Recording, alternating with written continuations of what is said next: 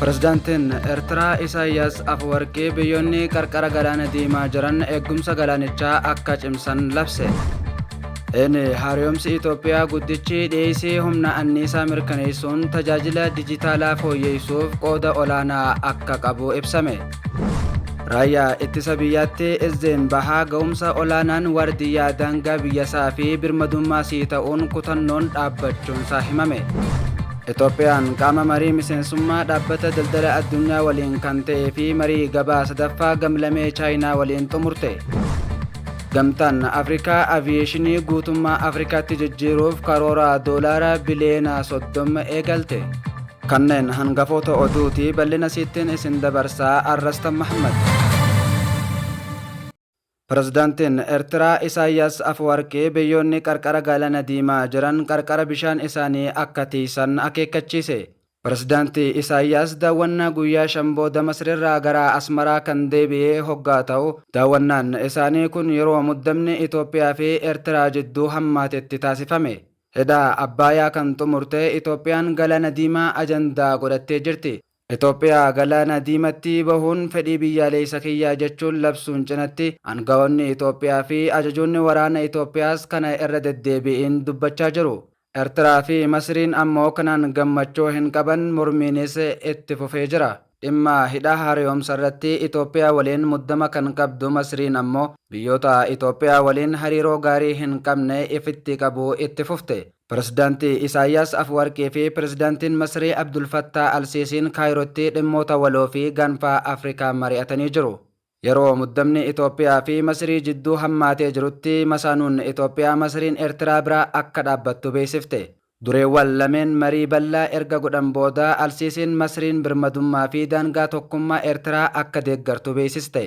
Pirezidaantii Isaayyaas kanaaf Al-Siisii galateeffachuun qooda Masriin tasgabbii fi misooma naannawa gaanfa Afrikaa fi baha Afrikaatti taasiftuuf jabeessanii dinqisiifachuu ibsan. Masrii fi Eertiraan dhimma gaaffii hulaa galaanaa Itoophiyaa irratti ejjennoo wal fakkaataa qabu. Dhiyeenyatti ministeerri dhimma alaa Masrii Badir Abdallaatii bulchiinsi galaana diimaa Itoophiyaa hin ilaallatu, sababni isaas Itoophiyaan biyya hulaa galaanaatti isii baaftu waan hin qabneefi ja'a.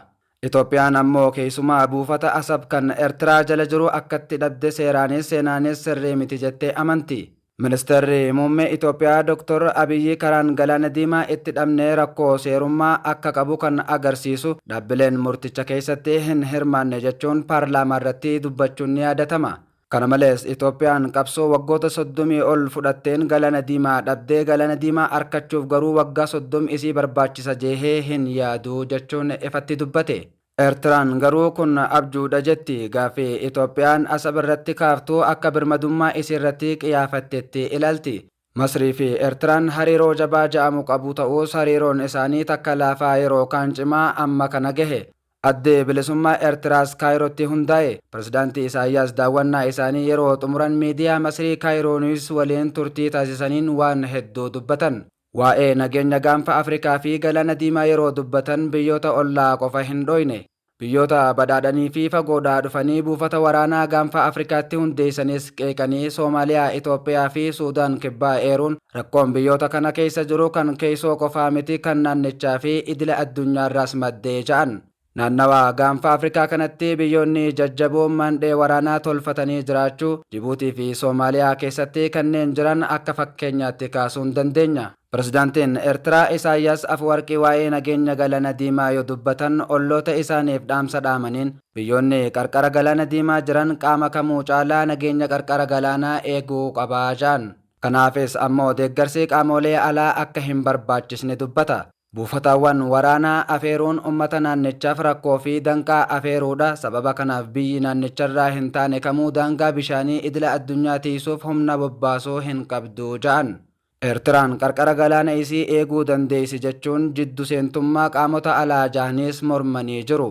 Biyyoonni kaanis akka qarqara galaana isaanii eegan pirezidaantiin Eertiraa dhaame. Soomaaliyaa, Yaman, Jibuutii, Suudaanii fi Saawud Arabiyaan qarqara galaana isaanii eeguu danda'us jechuudhaan dubbate. Galaanni diimaan garba guddaa Hindii fi galaana Meeditiraaniyaa wal qunnamsiisa. Bara durii eegalee toorri galaana diimaa godaansa daldalaa fi duula waraanaaf hulaawwan ijoo ta'uun itti fufe. Keessumaa boba'aa fi wantoota bu'uura barbaachisaa biroo baay'inaan doonii meeshaa guddaa ba'atu geejjibsiisuuf toora galaanaa barbaachisaadha. Sababa kanarraa kan ka'e biyyoota ollaa galaana diimaa jiran kanneen akka Masrii, Saa'ud Arabiyaa, Eertiraa, Yaman, Jibuutii fi Soomaaliyaan alatti biyyoonni fagoo jiran fedhii isaanii mirkaneessuuf naannawa galaanaa kana sossoo'u. Heni haaromsi Itoophiyaa guddichi dhiyeessa humna anniisaa mirkaneessuun qulqullina kennaa tajaajila dijitaalaa fooyyessuuf qooda olaanaa akka qabu ibsame. Hidhi haaromsi Itoophiyaa guddichi guddina hunda galeessaa fi diinagdee gooroo fi hirmaachisummaa faayinaansii mirkaneessuuf qooda qabaachuun ibsame. Itiyoo Telekoomitti oofisarri manii biizinasii Buruuk Adaanaa akka ibsanitti hidhi haaromsi Itoophiyaa guddichi injifannoo adawaa booda piroojeektii fakkeenyummaa birmadummaa Afrikaa keenyaa kan itti daballeedha ja'an. Inni haaromsi dhiyeessii anniisaa amansiisaa mirkaneessuun saffisa dijitaalaayizeeshinii fi faayidaa qabu dabalatee guddina dinagdee gooroof qooda olaanaa qaba. Hidhichi dhaqqabamummaa anniisaa biyya keessaa guddisuun bal'inaan bu'uuraalee misoomaa fi guddina hunda galeessaa hawaasaaf qooda olaanaa qabaachuu dubbatan. Dhiyeessii anniisaa fulla'aa qulqullina neetwoorkii mirkaneessuu fi hirmaachisummaa faayinaansii dhaqqabummaa taasisuuf qooda qabaachuus dhaaman. Tajaajila istaatistiksii Itoophiyaatti hojii raawwachiisaan koominikeeshinii fi qunnamtii uummataa Saafii Gammadii gama isaaniin hidhi haaromsi guddichi Itoophiyaanonni waloon kan raawwanne adawaa lammaffaadha ja'an. Tajaajilichi biyyichatti odeeffannoo amanamaa fi wayitaawaa kan dhiyeessu ta'uu himuun waajjiraalee dhaabbatichaa 26tti sarviisii mataa isaanii kan qabanii fi dhiyeessii anniisaa guddaa kan barbaadan ta'us dubbatan. Hidhichi dhiyeessaa anniisaa fulla'aa kan mirkaneessu ta'uu isaatiin tajaajilichi teekinooloojii saffisiisaa fayyadamuun sirna istaatistiksii ammayyaa ijaaruuf tattaaffii eegaleef qooda qabaachuus dhaaman. Raayyaa ittisa biyyaatti izziin bahaa dirqama kennameef hunda gootummaan ga'umsa olaanaa waardiyyaa daangaa biyyaa fi birmadummaa sii ta'uun kutannoon dhaabbachuunsaa himame. Raayyaa ittisaatti izziin baha Itoophiyaa bakkeewwan garagaraatti bobba'uun ergama kennameef ga'umsa olaanaan bahachaa jiru. Keessumaa shororkeessaan Alshabaab kan Soomaaliyaa keessa sossoo'uu miliqee galee misooma Itoophiyaatti gufuu nageenyaa akka hin taane izzichi gaachanaa amansiisaa ta'ee halkanii fi guyyaa dirqama isaa bahaa akka jiru ni beekama. Raayyaa ittisa biyyaatti itti aanaan ajajaa koorii 305ffaa izzii bahaa Operational Koloneel Maarisheet Fellagaa izzichi dirqama itti bobba'ee hundatti gootummaan ga'umsa olaanaa fi kutannoodhaan daangaa biyyaa fi birmadummaa isaatiif waardiyyaa ta'ee hojjechaa jira ja'an. Miseensonni korichaa humnoota farra nageenyaa qaxanicha keessa sossoo'an hordofee yaaddoon tokkollee naannicha keessatti akka hin jiraanne hojjechaa akka jiran mirkaneessan. Piroojeektiin misoomaa gurguddaan bahaa Itoophiyaatti tajaajila eegalanii fi ijaarsarra jiran gufuun tokkolleen akka isaan hin mudanne korri kun eegumsa amansiisaa godhaa akka jirus ibsame. Izzichatti ajajaan kutaa waraanaa 28ffaa raajimantii lammaffaa shaamballii takkaffaa ajajaan dhibbaa Geetaasa'uu Gaashaa'uu gama isaaniitiin izzichi keessumaa shororkeessaan Alshabaab Soomaalee keessa sossoo'uu diinonni biyya alaa biroon nagaa fi misooma Itoophiyaaf yaaddoo akka hin taane ga'umsa olaanaan dirqamaa fi itti gaafatama kennameef bahachaa akka jiru kaasanii cimsee akka itti fufuus dhaaman. Kana malees ajajaan APC ajajaa dhibbaa Dajanee Abbabaa gama isaaniitiin izzichi bahaa Itoophiyaa fi naannawoota daangaatti gaachana amansiisaa tahee hojjechaa akka jiru ibse.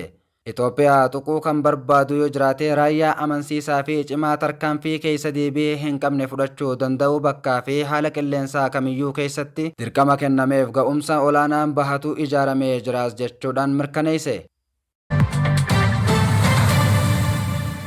Itoophiyaan qaama marii miseensummaa dhaabbata daldala idila addunyaa kan ta'ee fi marii gabaa sadaffaa gamlamee chaayinaa waliin xumuruun Jeeneevatti mallatteessite.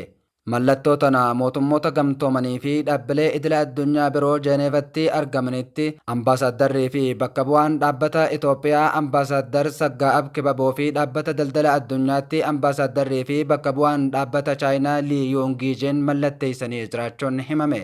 Boqonnaa haaraa kanarra kan gahame mariileen bu'a qabeessaa fi mariileen teeknikaa biyyoota lamaan jidduutti erga taasifameen booda ta'uunis dhagahame. Kun ammoo biyyoonni lamaan tumsa diinagdee cimsuuf sirna gabaa idila addunyaa haqa qabeessii hunda galeessii fi seerota bu'uureeffatee uumuuf kutannoo qaban agarsiisaa jiran. Marii qaama marii miseensummaa dhaabbata daldala addunyaa ta'ee marii gabaa gamlamee kana Itoophiyaan kanaan dura Turkii fi Arjentiinaa waliin mallatteessuun isiin yaadatama. Fuuldurattis biyyoota biroo waliin mareewwan walfakkaataa xumuruun mallatteessuun akka danda'amu irratti hojjetamaa jiraachuun himame.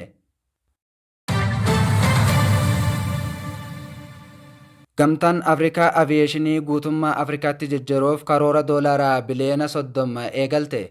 Gamtaan Afrikaa karoora guddaa doolaraa biliyoona 30 waggaa 10f qopheessee aviyeeshinii guutuu ardii kanatti ammayyeessuuf qopheessuu ifoomse. Aviyeeshinichi bu'uuraalee buufata xiyyaaraa fooyyeessuu, dambeewwan naannoo qilleensaa tokkoomsuu, itti fufinsa neetwoorkii geejjiba Afrikaa guddisuuf kan akeekedha. Kunis erga bara 2018 naannoo daldala walabaa ardii Afrikaa eegalte as investimentii geejjibaa guddaa gamtaa Awurooppaati. Karoorri kun maallaqa mootummaa doolaraa biliyoona 10 fayyadamuun investoroota dhuunfaa, baankota misoomaa fi faayinaansii haala qilleensaa irratti xiyyeeffate irratti doolaraa biliyoona 20 dabalataa hawwata. Dursa kennuuwwan ijoo ta'an terminaalota buufata xiyyaaraa yeroo isaanii darbee ammayyeessuun, dandii balallii babal'isuu, sirna bulchiinsa tiraafikaa qilleensa dijitaalaa jalqabsiisuu, teknooloojiiwwan kaarboonii hir'isuu, hojii buufata xiyyaaraa keessatti walitti makuu dabalata. Afrikaan uummata addunyaa keessaa gara parsantii 18 kan qabdu ta'us dameewwan aviyeeshinii ardii kanaa tiraafika qilleensa addunyaa keessaa parsantii 2 qofa. Haa ta'u malee bara 2050tti lakkoofsi imaltoota dachaa 3 akka dabalu tilmaamuun, kunis barbaachisummaan ammayyeessuun ariifachiisaa taasisa.